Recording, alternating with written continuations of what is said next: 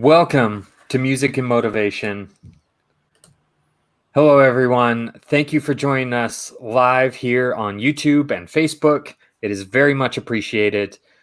My name is Trent Bray from Hustle Energy, but today is all about Maxwell Ivey, more commonly known as the Blind Blogger. I had the privilege a few months back to interview Max on my podcast, and this is someone I knew very little about prior to the interview, but was quickly enthralled as he spoke. Max has these crazy stories of traveling to New York City by himself, starting a carnival equipment sales company that had nothing going for it really other than his reputation. And, he wrote books, got speaking engagements on stages, but this is really only a small part of who Max is. He has a built-in excuse of being blind that he does not use as a crutch. He even started a podcast called What's Your Excuse? And it is helping people realize that they can accomplish whatever they put their mind to if they put in the work and the effort. Now, while speaking with Max, he shared with me one of his fears and one of his dreams. His fear was singing in public, which, as you hear him today, he should have no fear with that. But he wanted to lean into that fear. He wanted to overcome it. And so he shared with me his dream. And his dream was to create a show around the things that he's learned in his life to help others. So he asked for help in creating a web-based show around music mixed with motivational messages. And that's what brings you here today. Over the past couple of months, Max has been patient while we've tried to put this together, and he hasn't backed out of it yet, which, it's more than I can say if you stuck me in front of my fear of, jumping out of a plane into a pit of snakes. But he is tackling this fear head on and providing an example we should all replicate in the process. Now, as we go through this event today, feel free to leave your questions and comments below, and we will get to them at the end, do a question and answer session at the end. But I want to thank you, Max, for sharing your talents, sharing your messages with us all. But with that, I'm going to leave it to you, and we will see you after for the Q&A. All right, Trent. Thank you for that wonderful introduction, and thanks for also being willing to be part of this adventure, this experience, this challenge that is really the culmination of 3 years of thinking and talking about it. But it goes back much farther than that. It goes back to when I was entering junior high school and starting to lose more of my vision, and also at the same time my voice starting to change. Since I was having less ability to see people on the screen, I somehow got it into my head that a lot of people who sang on television and other places, they didn't move their mouths at all or as much. And so I tried to sing that way, and it didn't come out right. It didn't work out right. Instead of helping me understand why it was that it was wrong, people just laughed at me. And then, of course, as my voice started to change, I went from an alto to a tenor. And at one point, the choir that I was a member of, I was actually encouraged not to sing at a competition and to just pretend like I was singing the words, because they felt that other members of the choir felt that we had a better chance of winning that way. So really stuck with me over the years. And it's one of those things that's hard to get out of your head once you get it in there.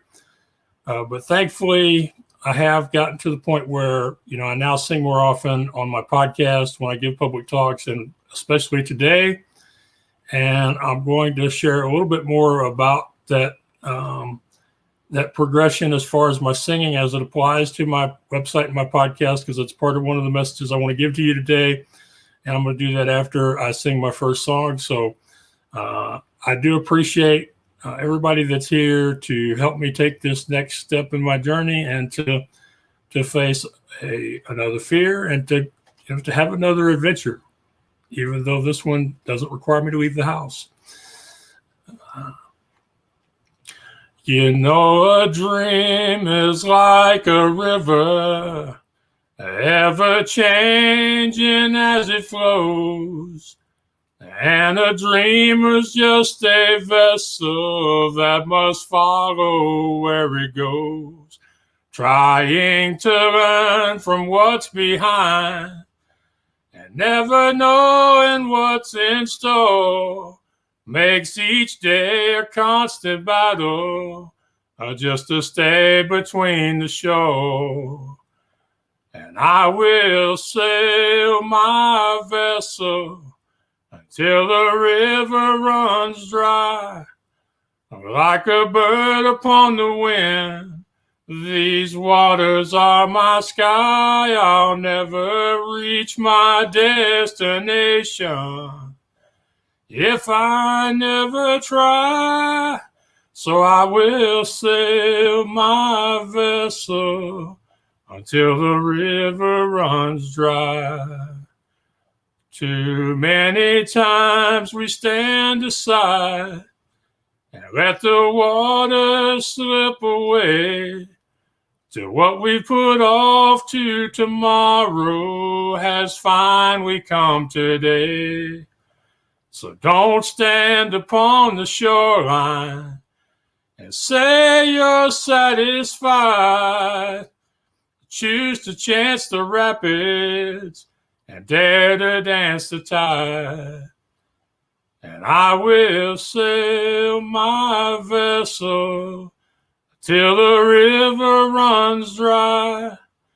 Like a bird upon the wind, these waters are my sky. I'll never reach my destination if I never try. So I will sail my vessel until the river runs dry. And there's bound to be rough waters, and I know I'll take some falls. But with the good Lord as my captain, I can make it through them all. Yes, I will sail my vessel till the river runs dry. Like a bird upon the wind, these waters are my sky. I'll never reach my destination if I never try. So I will sail my vessel until the river runs dry. Until the river runs dry. You know, that song and just continuing to sing reminds me of a message I wasn't going to share with you today, but I think it's a good fit because before we started, me and Trent were worried about technical issues. And recently, while speaking at PodFest, I decided to try my hand at karaoke. And I didn't do so well because I didn't have anybody to tell me when the words were on the screen so I could stay in sync with the music. And the first verse was horrible. The second verse was pretty good. I was in really good sync by the end of the third verse, and people applauded. And it reminded me that as long as you keep singing, good things can happen. And I sing the river because it's a perfect example of my life and the many places I've gone between where I started out in the carnival business to where I'm at now. And so I just want you to think about this for a minute. Imagine being where you want to be, doing what you want to do with the people that you want to have around you. In 2003, I was traveling the country, mostly in Texas, with my family's carnival, working with my dad, my mom, my brothers, helping to build a business. And in 2003, my dad passed away to lung cancer. We tried to keep the show going for a few years and were successful for a little while. But after 3 years and missing some insurance payments, we finally realized we weren't capable of keeping it going on our own. So we joined forces with my Uncle Albert's Carnival. Once that happened, I could see that there really wasn't going to be a place for me and my games on his midway. And so I started thinking about what am I going to do next? And at that time, I felt like, well, the only thing I know how to do is to help people sell used rides. So I started a website called the Midway Marketplace to help broker amusement equipment. And so I want y'all to think about this. I did this in 2007, before WordPress, before Wi-Fi, before Facebook, with no money, no skills, no talent, no experience. And somehow I managed to make it work. And I was able to do that because I applied the same things that I had learned over the years in the carnival business, which was there are always solutions out there. You just have to be willing to look for them. And then once you find them, you have to be willing to implement them, no matter how distasteful they may seem. One of my favorite memories with my dad is us having to go back after some rides we left behind, being in the process of tearing them down, having to reach above our heads to load the equipment onto the trailer. And every time I reached up, my pants fell down. I'd get my pants situated again, and we'd go to lift again, they'd fall down again. And finally I told my dad, I said, I don't care if there's people watching or not. Let's just get this thing loaded, hook it up to the truck, and you can buy me a belt or suspenders on the way home. And that's, one of many experiences over the years that taught me this lesson, that there are solutions out there. You just have to be willing to find them and willing to use them. And that's really how I got online, because in 2007, I was a blind computer user. And at that time, there really wasn't WordPress or GoDaddy or any of these other things that, basically you can do it yourself easily. I had to teach myself how to hand code HTML. And I did that by first asking other webmasters how somebody like me would build a website. And they told me that I should go to the w3c.org schools and learn, use their tutorials, and go one step at a time, which is what I did. I went to those online things, and I learned how to create my page. I learned how to create links, embed photos, create an email link so people, when they clicked on it, they could send me an email. And I was doing really good until I got to the point where I had to pick my colors. And not knowing what the colors would look like, I just decided to go by their names. So I picked yellow for the background, blue for the text, red for link text, and orange for previously clicked links. I would later find out that the yellow was ice creaming yellow, the blue was a dark navy, the red was a dark brick, and the orange was a fluorescent orange, like something you'd see on the side of a honky-tonk. I've been told more than once over the years that first website was so bright that Ray Charles and Stevie Wonder could have had an argument over it. But it was a way to get my website online. It wasn't perfect. It wasn't anywhere close. Obviously, anybody else could have done it better than I did it, but it was a solution. It was, this is what I need to do. I need to have a place where people can look at pictures of the rides and games that I want to sell. They can make a phone call or send an email and hopefully get people together. And as a result of focusing on attracting new clients and selling the equipment, I sold hundreds of thousands of dollars of rides on 5 continents over the years. Most of the time having a website that a lot of people might have been ashamed to show to their friends. But it happened because I focused on what I could do, on doing the things that I was capable of at the time, and really not paying attention too much to the things I couldn't control. And I really love sharing that story, one, because it usually makes people laugh, and I enjoy making people laugh, but two, because it's a reminder that when we focus on the wrong things, we can hold ourselves back. And this whole idea of perfectionism versus just good enough is one that so many people struggle with. That's one of the main reasons why I love talking to groups about facing fears and launching a podcast, or facing fears and launching a blog, or publishing a book, or whatever that creative goal is that somebody has. So I built my first website and was continuing to work on the website, but I'm one of these people, I'm always wanting to improve. So eventually I got it in my head that I wanted to record videos, and I got the camera. I got it set up to record. I sat down to record and then realized that I didn't have an intro or an outro and didn't know how to make one. So I thought, what is there I can do that I have right here handy that will allow me to get my videos, because I didn't call them a podcast yet, allow me to get my videos on the internet. And I thought, well, I always liked to sing, even though over the years I stopped singing because people made fun of it. But maybe I could just sing on the intro. So I did the first few bars of Christmas Carol by Nat King Cole, which it was almost the end of the year. And I'd given myself a goal of having the video out by the 1st of January.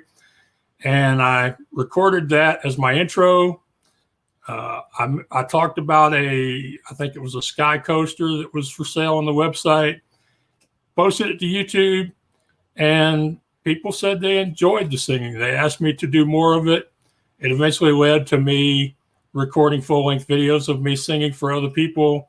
And as I've gone along, I've sung it for podcast hosts that realized how much I love to sing, thankfully, because it says so on my profile. And also at public talks. And thankfully, due to a friend, Azuka Zook, who saw me sing after DreamCon in Philadelphia, my first public speaking event, it's become something I do more and more, to the point where here we are today. And, I'm still nervous about doing this. I still don't know what the response is going to be to the music part of this or the talking. I know that back when I used to pay more attention to my YouTube numbers, my music would get more listens than my talks. So I sometimes wonder if maybe I should even sing more. And hopefully y'all will tell me a little bit about that later when we do the question and answer. So those are a couple of examples of where I decided to find solutions instead of making excuses. And the solutions showed up. And sometimes there were solutions born out of my own ingenuity or creativity. Sometimes it was the help of other people. But solutions are all around us. Finding a way through to whatever your big goal or your big dream is possible. But first you have to decide. Then you have to really look until you find something that might work. And then you have to be willing to try it, no matter how silly or stupid or inept it will make you look. You have to be willing to be embarrassed in order to accomplish your goal. And I sometimes wonder how many people are just like, there's this long list of stuff I'm just not going to do to get to that next place I want to go to. Whereas, I spent 15 years helping drag a carnival around the country. There's not a lot I didn't do or wouldn't have done to get that carnival to the next town.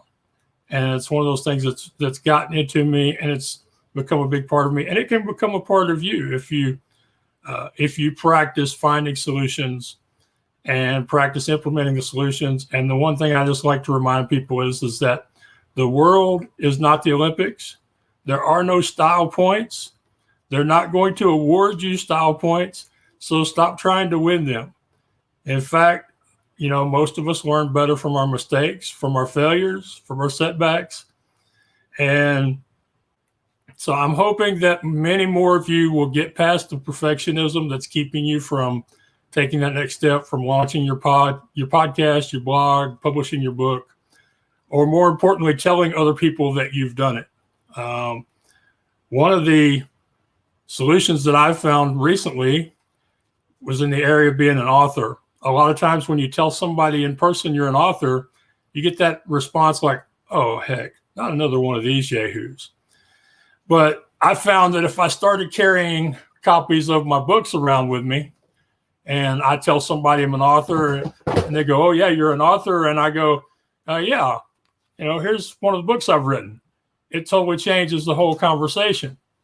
And no, I didn't put the book up there to sell one, although the next time I do this, maybe I'll think about that.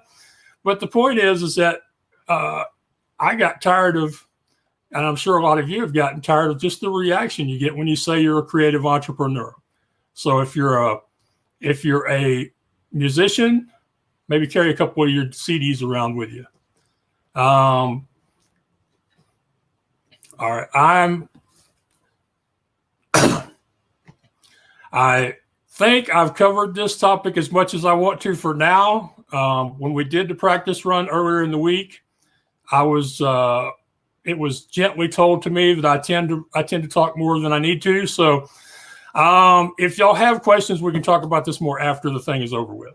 So this next topic, I'm going to talk about asking for help and accepting help when offered. And I'm going to sing a song called Daddy Frank that my dad used to sing, although I don't think I ever heard him sing every part of the song.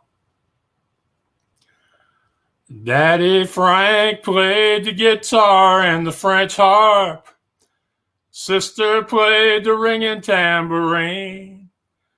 Mama couldn't hear our pretty music. She read our lips and helped the family sing. That little band was all part of living, and our only means of living at the time. And it wasn't like no normal family combo, 'cause Daddy Frank, the guitar man, was blind. Frank and Mama counted on each other. Their one and only weakness made them strong. Yeah, Mama did the driving for the family, and Frank made a living with a song. Home was just a camp along the highway. A pickup bed was where we bedded down.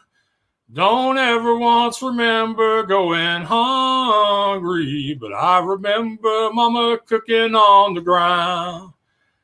Daddy Frank played the guitar and the French harp. Sister played the ringing tambourine. Mama couldn't hear our pretty music. She read our lips and helped the family sing. That little band was all part of living, and our only means of living at the time. And it wasn't like no normal family combo, 'cause Daddy Frank, the guitar man, was blind. Don't recall just how they got acquainted. Don't recall just how they came to be. It must have took some special help from someone, and blessed be the one who let it be. Fever caused my mama's loss of hearing. Daddy Frank was born without his sight, and Mama needed someone she could lean on. And I believe the guitar man was right. And Daddy Frank played the guitar and the French harp. Sister played the ringing tambourine. Mama couldn't hear our pretty music. She read our lips and helped the family sing. That little band was all part of living, and our only means of living at the time. And it wasn't like no normal family combo, 'cause Daddy Frank, the guitar man, was blind. It's kind of a extreme example, but it makes the point pretty clearly that it's all about having people to help us accomplish our goals, support our families, allow us to enjoy our lives. And for those people who do already know me, y'all know that I'm famous for a couple of sayings. One of them is, if you don't ask, they can't say yes. And that's a saying I learned from my dad, so it's kind of appropriate. I'm singing one of his favorite songs. And that actually goes back to when we would do the bookings for the Family's Carnival. We didn't have as much equipment as our competitors did. And Texas is one of those states where everybody wants it bigger and better and faster, brighter, and scarier. So we routinely competed against people who had 2 or 3 times as many rides and most everything newer and better than ours. And whenever I get frustrated with having to make one cold call after another, my dad would just go, "Hey, Max, if you don't ask, they can't say yes. Now be quiet and make the next call." So that's what we would do. And I wouldn't even hazard to guess how many calls I made, and then later how many emails I sent, just trying to get 40 weeks a year of events that were, good enough so we didn't go in the hole between this week and next week. But it taught me, that if we ask, they can say yes. And it takes courage. It takes really the fact of just not being afraid of the word no. But this was like a continuation of my education in the area of asking for things, because one of the other things that I've learned over the years is that while I grew up knowing that I would eventually lose most, if not all, of my vision, and I was taught to never be afraid to ask for help, that if you don't ask for help, that you'll make it harder on yourself, that it'll take you longer to do things. There'll be some things you won't even be able to do by yourself, so you really need to ask. And the most important thing they always would say is lots of people want to help you, so you really do need to ask. And that's an important thing that I'm doing my best to try to teach the sighted world about, and that is that there really shouldn't be any fear or shame about asking for help or about asking for opportunities. They both are similar in a lot of ways. But the one thing I've learned that really helps people as far as overcoming that fear, the shame of asking people for help, is this expression, which is when you refuse to ask, you rob the other person of the joy they would have received from helping you. And I'm going to say that again because quite often podcast hosts have asked me to repeat it. When you refuse to ask, you rob the other person of the joy they would have received from helping you. So in fact, you're making somebody else's day harder and less joyful by trying to keep it all to yourself and do it all by yourself. Just think about how often you've done something for somebody else and that person, all they could do for you was to say thank you. How good did it make you feel? And I know me personally, I have really enjoyed the feeling of doing small things like bagging up garbage or filling ice trays or distracting the dog while somebody else cleans the room. So, but I was asked to give at least one good example of asking for help where it had personally worked for me. And really, it's in the area of doing this podcast or recording videos. When I wanted to do my first video years ago, not only did I not have an intro, but I had no idea how a blind guy is going to get himself on camera and in focus.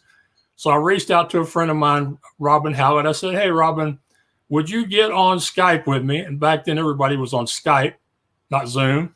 I said, "Would you get on Skype with me and help me figure out how to set my laptop so I'll know when I'm in focus and when I'm not?" And so she helped me figure out what angle to set my laptop screen at, sitting, reclining, and laying all the way down, although I later found out that's not a good way to record videos for people. But I asked her and she said yes, and we got on Skype and we did that. It doesn't sound like a lot, but knowing that you're in focus gives you the confidence to put your podcast or your video out into the world. And so that really did help me quite a bit. Now that was a case where I asked openly, and a lot of people, they think when I say ask, if you don't ask, if you don't ask, they can't say yes. But people don't realize I'm also talking about, but less direct ways of asking for things. There's personal prayer, there's meditation, there's law of attraction where, you think about it over and over again. This is something you need help with. In some cases, it can just be that your needs and wants will find their way into your public comments on social media or your conversations with people who know you well, and they will realize that you're asking for help, and they'll reach out and offer to help you. Of course, sending emails, making phone calls, filling out submission forms. Those are all more direct ways of asking, but we often ask without knowing we're asking, which brings me to another point on asking for help. That's accepting help when offered. And quite often when that happens, somebody will go, "Well, I don't need your help. Why are you offering to help me? I'm doing just fine. Why don't you go bother somebody who needs your help?" It's even more of a strain on the ego than when we ask for help. But the truth is, you asked. You just didn't realize that you asked. You didn't realize that you were putting words and thoughts like that out into the world, or that people who knew you well would notice them and respond to them and offer to help you. And the important thing, when somebody does offer to help, remember, it took them just as much courage to offer to help you as it took you when you reached out to people and asked them for your help. And when it comes to offering to help, even when somebody offers to help in a very friendly, heartfelt manner. It can still take practice to where you go, yeah, I can really use that. Thank you. I appreciate it. Now let's take the next step. And, a couple of great examples of that. We have, we have Trent here, who's probably not going to think he's doing all that big a thing, but, he offered to help make this happen before he knew that I had even been talking about doing something like this. He could tell from some of my answers during my podcast interview that doing something with music and motivation was a dream of mine.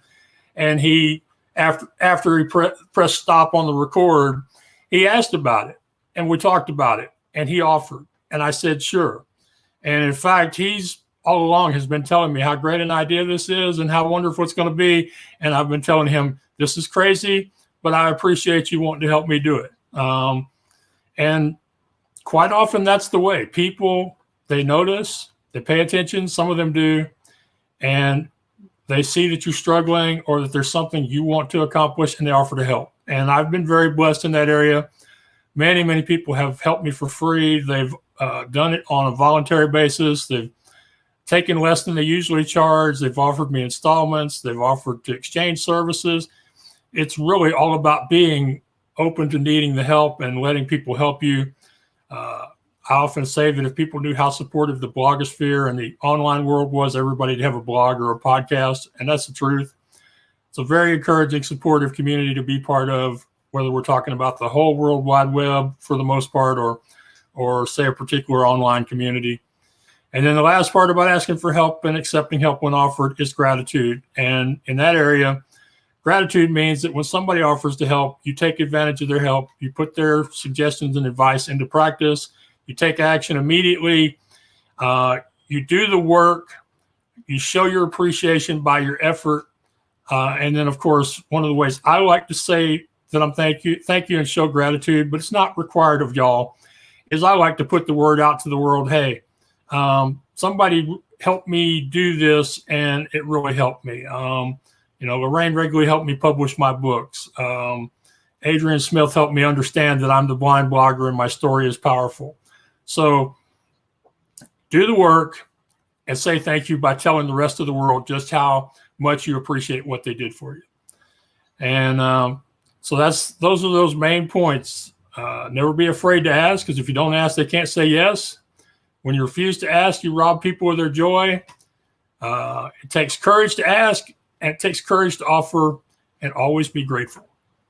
And I'm going to sing my third song, and then we're going to talk a little bit about just continuing the journey. Buck up, little buckaroo, don't let the monkeys get to you. Hold on tight and you'll get through. Buck up, little buckaroo. Cheer up, little sunshine girl. There's lots of pain in this old world. Lots of rain falls on you, girl. Cheer up, little sunshine girl. Oh, it's gonna be all right. All right, I want you to know that you've come a long, long, long, long way. And you've still got a long way to go. Buck up on your bootstraps, boys. Hold your ears, here comes the noise. Watch your posture, watch your voice. Pull up on your bootstraps, boys. Mind your P's and mind your Q's, and dot your I's and pay your dues. Don't forget to shine them shoes. Mind your P's and mind your Q's. Oh, it's gonna be all right. All right, I want you to know that you've come a long, long, long, long way. And you've still got a long way to go. You can and shalls and could, you would, you coulda, shoulda, if you would. Get it done and do it good. You can and shalls and could you woulds. Oh, need I say I told you so? I tell you that so you'll know. Take it easy, take it slow. Need I say I told you so? Oh, it's gonna be all right. All right, I want you to know that you've come a long, long, long, long way. And you've still got a long way to go. Oh, we've come a long, long, long, long way. And we've still got a long way to go. You know, I sing that song for a couple reasons. One, it was gifted to me by a woman named Donna Jean Foster, who I met on the train from Philadelphia to New York City in 2018. It don't get much more country than meeting somebody on a train that sings country music. So, but I love the end of that song because it's a reminder that no matter how far we've come, no matter how much we've done, no matter how much we've grown, no matter how much we've struggled, we're never done. We're not intended to be done.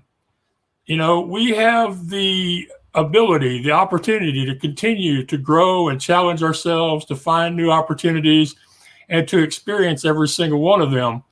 And it's also a reminder that just because you haven't succeeded to the point that you feel like you should have by now doesn't mean you're an imposter. It doesn't mean that you're a failure. It may just mean that you're using somebody else's definition of success.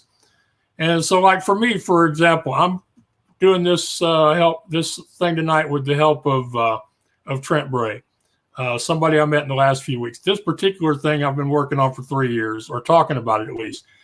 But I started my first website 13 years ago. I became the blind blogger 6 years ago. I started What's Your Excuse 4 years ago.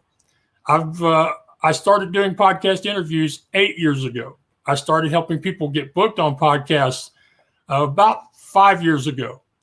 I wrote my first book in 2014, and I just published my fourth book in was it July, I think.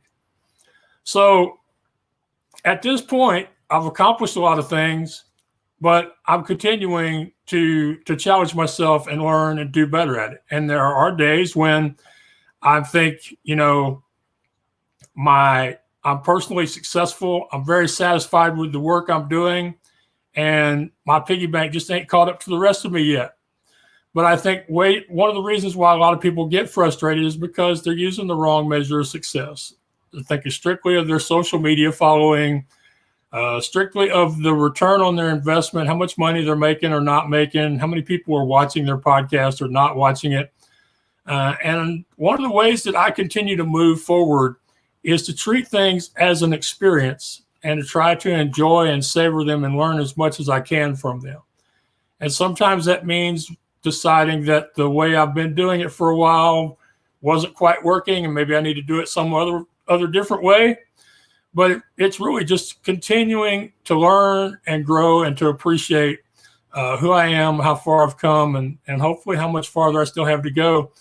But one of the things I think would really help is if we stop, and of course I'm not the only person who believes this, I'm sure you've heard this before, is we compare ourselves to other people who are more successful than us, outwardly successful, because just because somebody has a big house and a big car doesn't mean they're personally happy on the inside or behind the closed doors. But we look at people who we think are doing more than we are, or that have accomplished more than we have. And this actually was part of my problem, why it took me 2 years to accept my role as the blind blogger, somebody who could inspire others by sharing his experiences and the lessons, and yes, singing for y'all. It took 2 years for me to accept that because I looked at other people who are visually impaired, especially. And I followed the progress of people like Eric Wehemere, who had climbed the 7 summits, including Everest, and just a year or two ago rafted to Colorado. Like Rachel Skadoris, who has finished the Iditarod a couple of times. Or like, Tom Sullivan, a wonderful musician, entertainer, documentary film guy. He even had a regular spot on Good Morning America for probably 20 years. And these are people who, at one point I would be like, my story isn't all that special. I haven't done anything yet. I haven't accomplished anything big or crazy yet. And then thankfully, my friend Adrian Smith, who I like to refer to as my blogging mama, reminded me of a few things. One was that those people are at different points of their journey. They had different goals than I did, and they had different reasons to accomplish those goals. Because in my case, all I really wanted to do was to build a website that would help me bring in some money and support the family. Whereas some of these other people, they had a real compulsion to do some of those things that they did. Another thing that she pointed out to me, and that others have since, is that there are a lot more people who dream of starting a blog or a podcast or writing a book or recording an album than dream about climbing Everest or rafting the Colorado. That has been a great reminder, because it lets me know that every day or every time I put out new content, I'm an example to those people who haven't yet launched their creative work out into the world. That, as many of y'all have said, if Max can do it, then what's my excuse? So that's an important, but the most important thing, and it really ties in great with what Trent said during my intro today. Adrian, who I refer to as my blogging mama, I like to make sure I get that in because it's 100% truth. She explained that there are lots of people in the world who don't have a built-in roadblock or excuse. They don't have a physical disability. They don't have a mental disability. They don't have anything other than their own desire that's stopping them from accomplishing their goals. Yet they sleepwalk through their days. They don't show up in life, and they accept the position they're in. They live in a position that's comfortable, even if it's uncomfortable as far as accomplishing their real dreams, because it's just what they're used to. And so there are all these people in the world who don't have an excuse. And she's like, Max, you have a perfect excuse. Nobody would say the first thing about you if you decided you wanted to sit on your couch, collect government assistance, watch TV, and eat junk food. Nobody would say nothing about that. But the fact is, you couldn't live with that. You've decided to show up every day or most every day and do what you can to get closer to your goals and to encourage others to do the same. So when it comes to those days when you feel frustrated, when it's like, I've been doing everything right and I'm still not anywhere close to my goal, then think about, what was your goal? Has your goal changed? Was it ever really your goal to start with, or was it your friend's goal, your neighbor's goal? Was it a family member?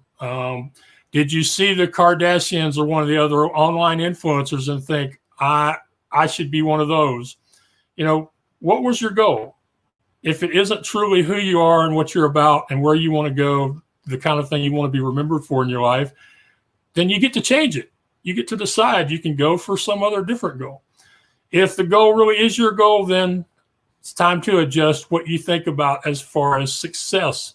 Are you using your measure or somebody else's? And a good example of that is my first book.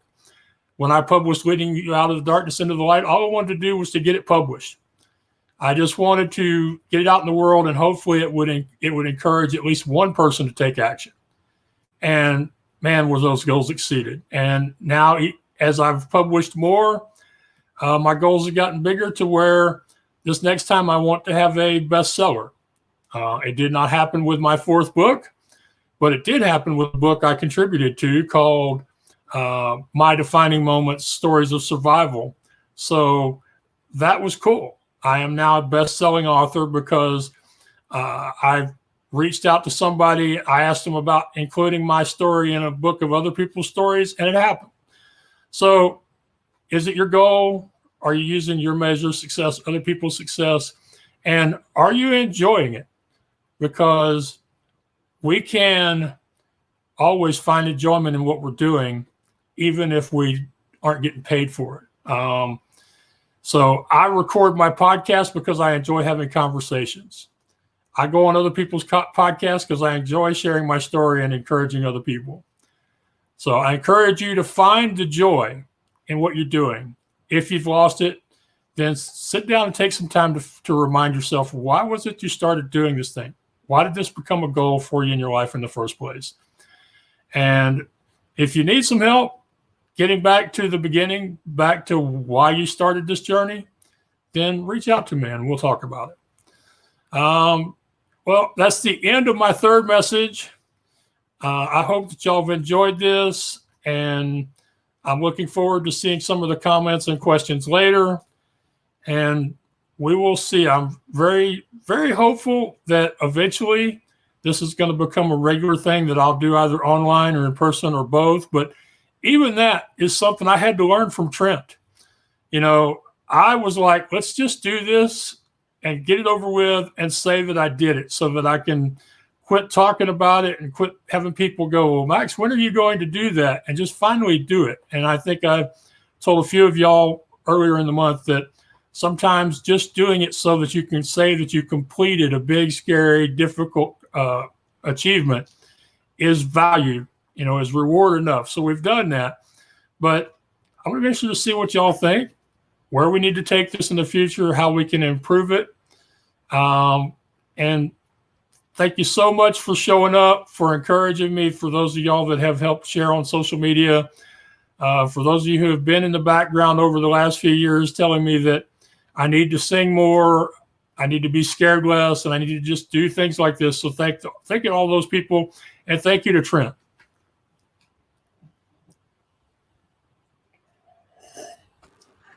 Well, thank you, Max. I appreciate you, sharing everything and, believing in yourself enough to put this out there. And, I'm excited that, we had some people join us for this.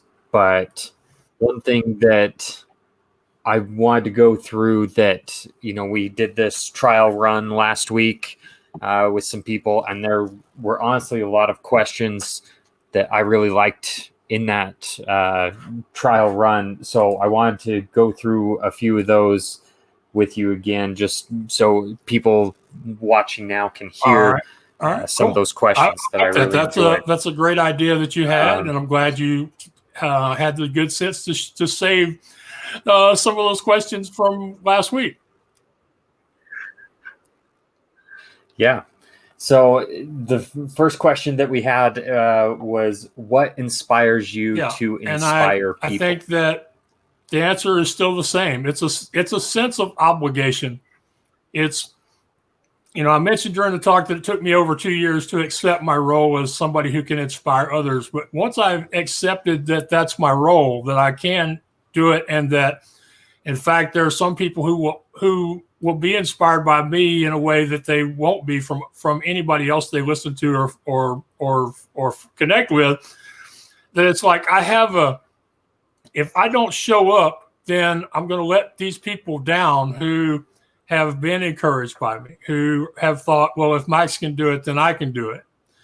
So that's the biggest thing that inspires me. But there's something that's kind of like a part two of that question, and that is that inspiration is great. I love the fact that I feel compelled to continue to create content, continue to put myself out there.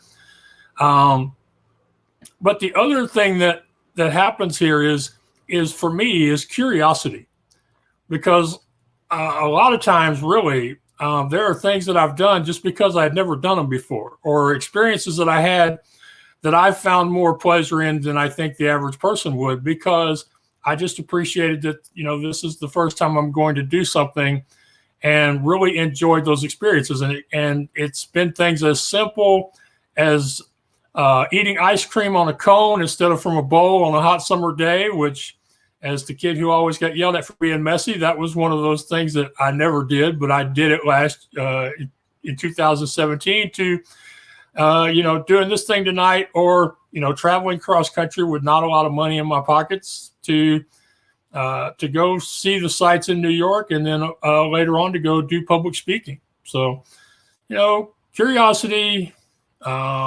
maybe a little bit of boredom some of the time, and really just feeling an obligation to the people who follow me that I got to show up so that they don't have an excuse to stop showing up. Well, I like that. You know what? Sometimes boredom can inspire those things. So I like that was part of the I hope answer. People don't take that the wrong way, but I mean, it's easy. I find that one of the hardest things to do is to get that list of things that we know we need to be doing and do them every day. Those are hard. In my book, It's Not the Cookie, It's the Bag, I talk about why food diaries don't work all the time. And the reason they don't work, and the reason a lot of diets don't work, as you know, is because we balk at the idea of doing things the same way from now on. And it's that way with running a business or doing a blog or a podcast. Once you start, you're going to have to continually put out the effort, and there are going to be some parts of those accomplishments are going to be things you don't enjoy doing. So it's hard doing the same thing every day, even if you know that's what you need to do to be successful. It's a lot more fun sometimes to go, I don't want to write another blog post. Maybe I can. What can I do I haven't done before? And I hope people don't take that the wrong way, but that has been the case a few times.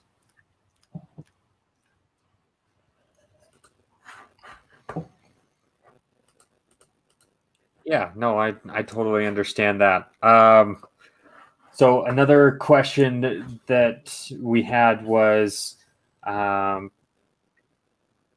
do you think people usually find excuses for not following their dreams? I think sometimes they find the excuses, and I think sometimes people in their lives find the excuses for them. But I don't think that their excuse is just not for following their dream. I think the excuse has to apply with a particular part of accomplishing the goal or following that dream. I think that they get to a certain point where they've done the really easy stuff and the somewhat easy stuff, and then they get to the stuff that's a little bit harder, that's going to take a bit longer to accomplish, that's part of their overall goal. And then we start making excuses. And me, one of the things I like to make sure people understand is that I have had times where I've made excuses. And in fact, one of my biggest excuses had to do with my podcast and the idea that I was not enjoying uploading the audio.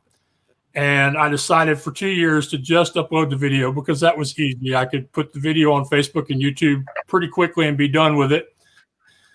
But then I attended a conference where I was there to present to visually impaired people on style and grooming and soft skills like interview skills and tying a tie. And after a week of being around these amazing teenagers and college age kids who are, studying and planning to study things like aerospace engineering, I was like, Max, you've been making an excuse, and it's time you go home and do something about that excuse. So, then in July of last year, I found out about Blueberry, or however they say it. And I got my podcast back online again, and I think I'm just over a couple of thousand downloads since July 1st of last year. But, sometimes we do make excuses, and sometimes those excuses are valid for a time.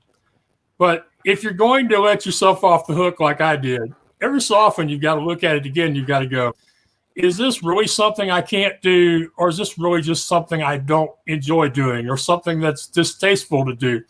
And, every so often you'll get to that point where, here's something I've been saying I can't do, but I'm tired of saying I can't do that.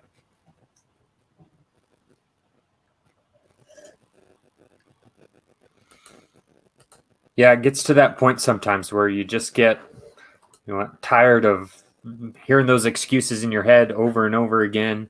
And you know what? You got to do something about it to change it. Yeah. And so the other thing is you get tired. The other thing is you get tired of your friends and family calling you out on it, because whenever you don't do something you've set out to do, people who didn't think you could do it anyway, they will be real quick to remind you, that you're allowing yourself to have these excuses that are keeping you from your goal. And oh, by the way, I want to thank Lee Silverstein and Mike Gross, who are a couple of the people over the last year who really challenged me on the whole idea of finally doing this music and motivation thing. And I still haven't done it in person, and I still don't know if and when that will actually happen. But like I say, if you give yourself those excuses enough times, not only will it start to bother you, but some of your community will start calling you out over it.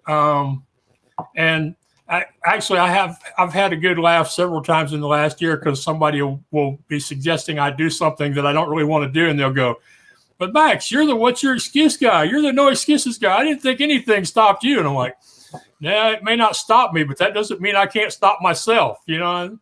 And I shared it with you. There are several things I have no interest in doing, no matter how much people challenge me on them. And I have no interest in skydiving or rock climbing or swimming with sharks or any of that sort of crazy stuff.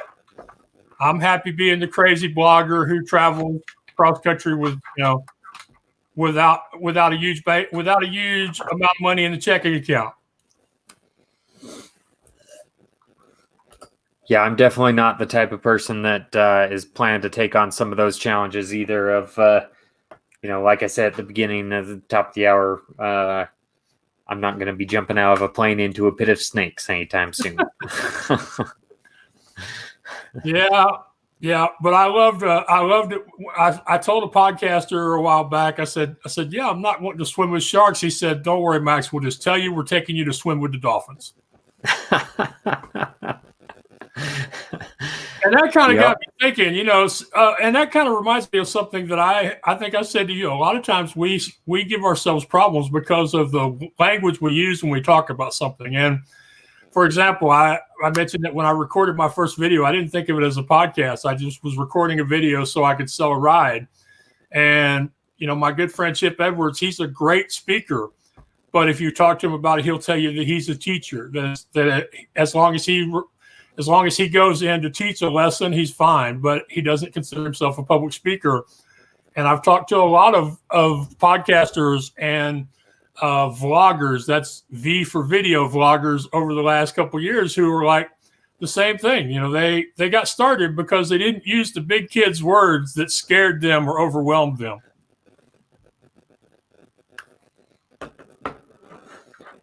Yeah, sometimes that's just what it takes, is changing the verbiage around it. And you know what? You can wrap your head around some of those things. Yep. So another question that we had is, where should people start if they have a dream they haven't tried to pursue yet? Right. Well, first off, we should always start small. Somebody recently posed a question about how I would do it if I were going to jump off of a cliff. And I told him, I said, I would start with a cliff that's really low to the ground.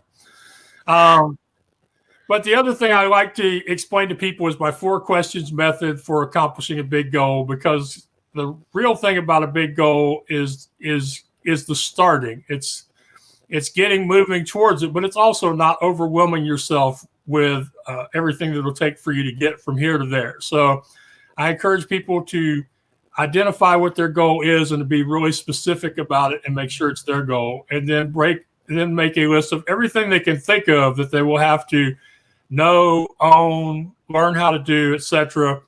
And because it's at this time, because there are going to be things you find out after you start that you need, that you won't know about until after you've actually begun the process. And then take each one of those pieces and ask yourself, can I do this? And if you can do it, you take action towards it immediately. You don't talk about it or think about it or ask somebody else's opinion. You just go ahead and do it. If you can't do it, then can you learn how to do it?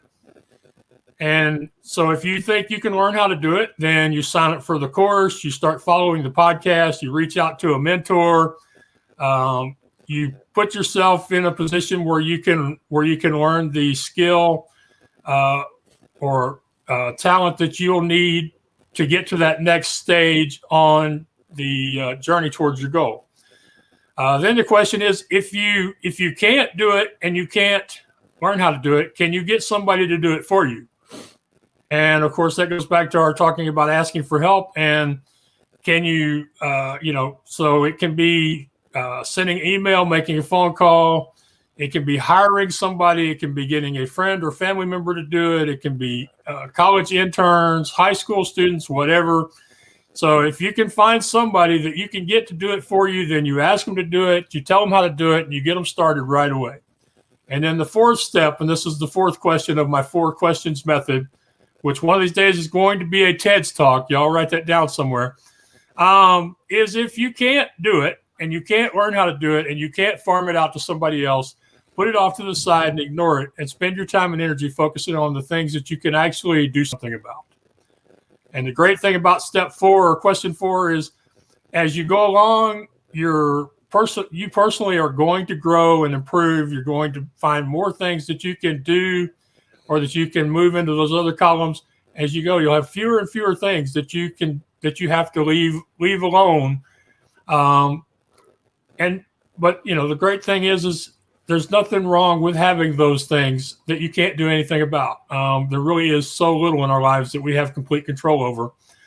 And I think that's one of those lessons I've learned from being visually impaired. Actually, it's easier for me to understand it than it is for a lot of people because we want to do so many things from our own strength. So can you do it? Do it. If you can't do it, can you learn how? If you can't do it or learn how, can you get somebody else to do it? If you can't do it, learn it or farm it out, then just ignore it and focus on the things you can do something about. That's what I advise people to do.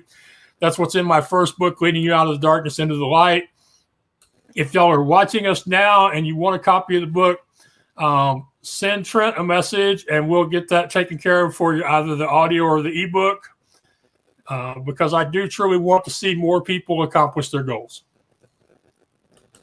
That's great. Yes, you do. You are definitely about, helping people accomplish those things through your podcast, through your books, through your podcast appearances on other people's podcasts.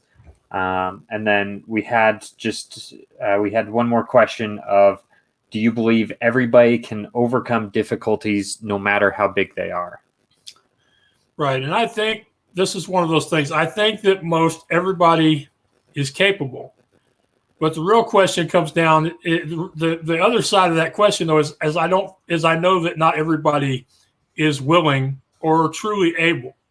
And a lot of that just has to do with the way we're raised, the people we're around, the communities we come from.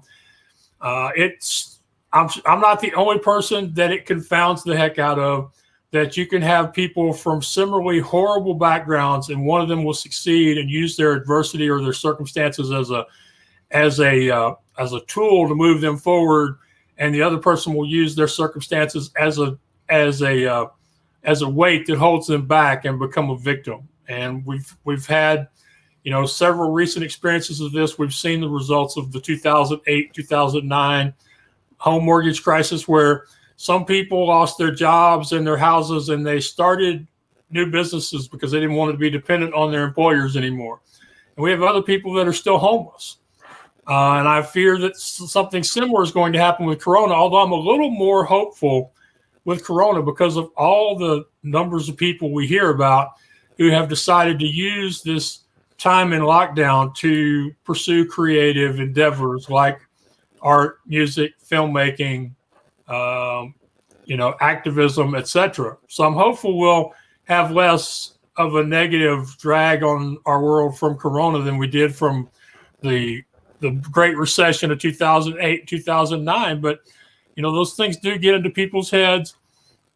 And I would say that if you're one of those people who has never succeeded, the most important thing you can do to make the next effort a success is to add at least one person to your network, somebody you know personally or that you're connected to through the internet on a personal level, who will encourage you when you need to be encouraged and will tell you the truth or kick you in the butt when they know that you need to hear that. And those people, they're not as easy to find as it sounds. I've been very blessed to find many of those people, and I think it's partly because I do my best to help and encourage and challenge other people on my own, so I tend to meet people like that.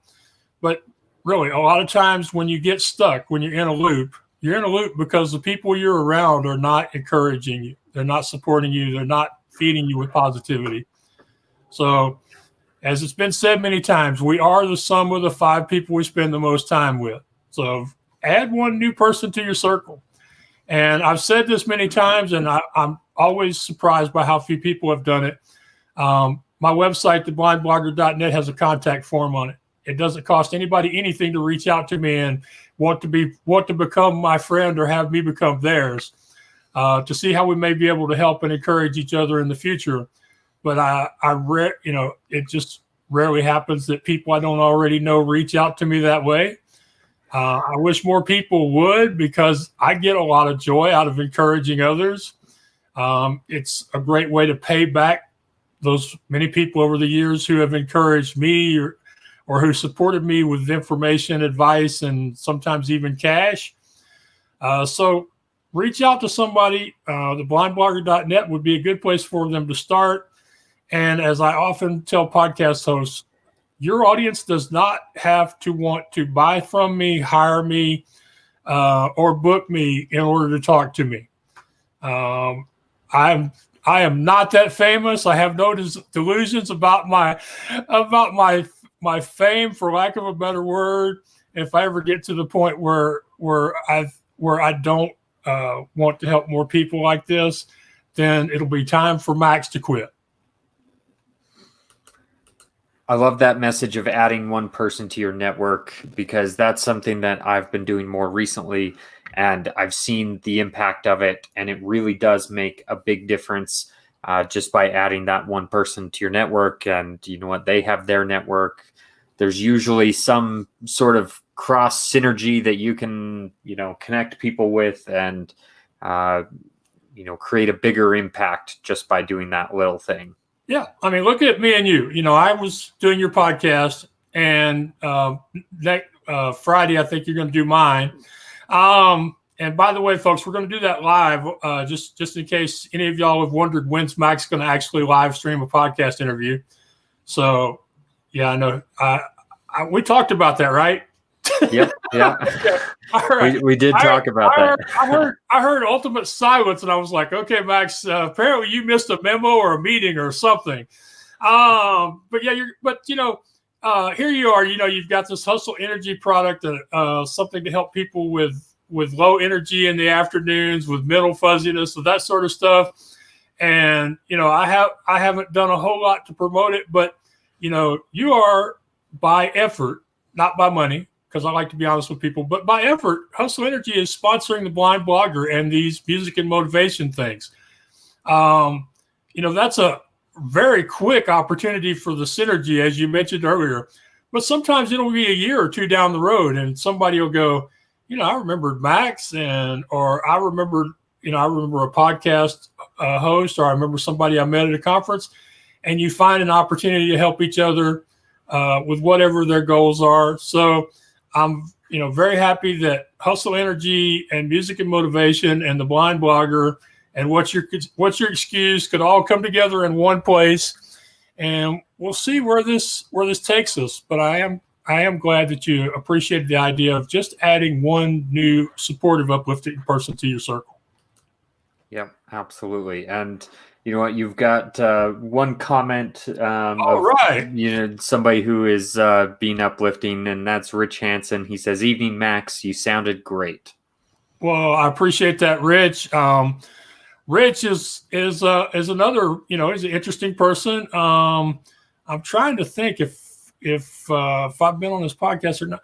But basically, I took advantage of his outreach on social media, I think, to receive some coaching, and he was looking for people to help him get a certain number of hours so he could achieve his next level of certification as a coach, and that would make him more employable. And I saw, hey, he's offering this coaching, and I'm at a pretty good place in my life, but we can always use more feedback from people who have spent a lot of time studying people's behavior and how they accomplish things. And here, so I've had a great time talking with him and learning some things about him. And in fact, one of the things that he taught me is that while I don't have to focus in on doing just one thing, because that would probably kill me, that would probably, the pressure would build up and something bad would happen. But, we came up with a list of 5 things that are the most important, most effective uses of my time going forward, and that I need to always remember to do those 5 things before everything else. And so that was something I learned from a guy who, we connected on social media. He offered to do this, and I can't tell you how many times I see people offer to do stuff like this and nobody responds. But, I enjoy helping somebody else accomplish a goal of theirs. I also enjoy free. So, it was a great situation for both of us. And, Denise Thompson's another woman who, I don't know if she's here today or not, but, she helped me a lot with my with public speaking and deciding to put boundaries on when I would and would not attend an event to speak at it. And man, she really saved me a lot of heartbreak over the last 2 years, just by helping me understand that just because I want to do something doesn't mean it's good for me to do it at that moment. Which, being a guy who went from thinking he couldn't do anything but help in the carnival business to thinking he couldn't do anything but sell rides, to now thinking there are actually things that I don't need to do. There's so many things I can do at this point that I can say no to as many of them as I want to and still just have an amazing collection of activities and opportunities out there. And that's just been one of those realizations that's taken me a long time to get here. But, to go from a guy who didn't know how he was going to build his first website to where I'm at now. And a lot of that is credited to people like you and Rich and others who helped me along the way. Well, that's very cool. You've got a great support system, and you know what? Your kindness and, just being genuine shows through. So I think you've got a great support group because of that. But, I want to say thank you for, sharing your time, your talents, your messages. I think anybody who has listened to this has gotten a great amount of value out of it. And so I want to thank you, Max, for all that you've done to make this happen and sharing your experiences. And, I look forward to seeing where this goes from here. All right, me too. I'm looking forward to it. And thank you. And thanks to everybody who did show up and listen. And we will see y'all again shortly. Yep, for sure. Okay. Thank you, everyone. You have a good night, and hope this served you well.